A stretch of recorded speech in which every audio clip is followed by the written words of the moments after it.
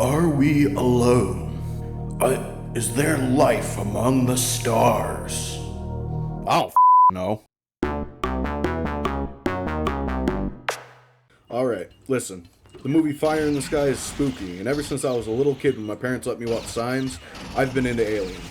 Sometimes more than other times. For example, on the 4th of July 2009, young Moistfob thought he saw aliens. I was in the living room with my brother when he turns to me and says, "Look, there's comets outside, you have to see." And I looked. I saw those lantern fireworks, which were completely foreign to me at the time. It shook me to my core. Eventually the whole family was outside watching them. I specifically remember someone saying, "It's probably just one of those military airplanes." So you see where I'm coming from. I was traumatized by fireworks and alien movies. Speaking of trauma, Travis Walton's alien experience goes like this. On November 5th, 1975, Travis Walton was working a logging contract with several others. The day went normally enough, but on the drive back through the nighttime woods, the crew noticed a glowing coming through the trees. They said it looked like a fire, with golden hues breaking through the branches of the forest. The road led directly to the source of the light. The truck burst into a clearing and the crew was blown away by what they saw. A UFO hovered above the clearing, the typical saucer shape, and it was emitting a strange yellow glow. Travis Walton proceeded to get up out of the truck and run to the ship.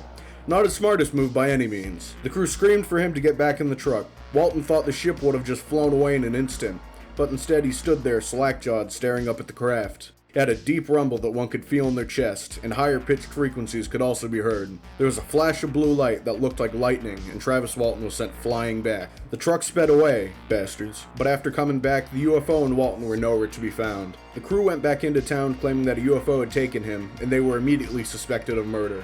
Police and the like searched the woods for him, dead or alive, for 5 days. Travis Walton ended up appearing in another town close by, where he recounted his story of being taken onto the ship. Travis woke up on a table in the ship and was surrounded by aliens of a very typical description.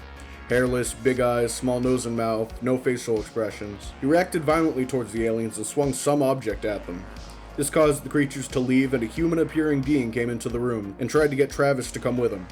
It is theorized that it wasn't a human at all, and the aliens knew that they needed something that Walton could trust. Surely the aliens think of us as savages. They're likely thousands of years more advanced than us, so I'm sure they aren't flying around and going, "Oops, I forgot to turn on the cloaking system again, tee-hee." This is the savage that they saw. Hello, Travis.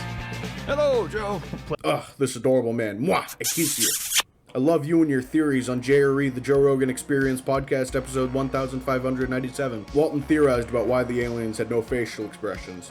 He believed that they are telepathic and they have evolved beyond the need for words and facial expressions. I think this is a really cool theory, though I'm not sure if I subscribe to it myself. I don't know if I believe in telepathy. Haven't quite taken that pill yet, but it's still purely interesting. I'm absolutely fascinated by the story of Travis Walton. His claims are wild but unchanging, standing the test of time.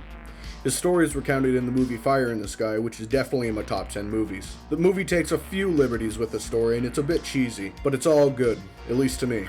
I have a bit of a thing for alien movies, stuff like this.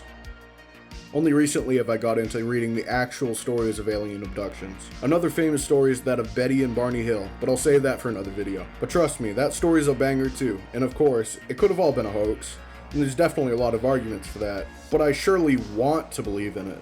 And I'm completely aware of my bias here. In 2021, the driver of the truck, a guy named Mike, came out saying that it was all a hoax made up by Travis and him, but the story seemed inconsistent. I listened to a phone interview between Mike and some guy where Mike said it was all a hoax and implied that they made a fake ship to fool the rest of the crew. I got kinda lost at that part. It raises questions like why the hell would they make a fake ship and then not take pictures of it? Wouldn't it kinda defeat the purpose if no one was gonna see it? I don't know, man. There's a lot of uncertainty around that case. I usually find myself to be quite a skeptical person, and I am certainly skeptical of Travis Walton's incident, but I think I have to conclude that I believe it. Maybe that makes me seem crazy, but I'll stick by it. Also, I believe in Santa. The deniers can get blown the out. I'm not crazy, you are. Are you out of your gourd? Are you out of your melon head? Are you out of your pumpkin? Hello?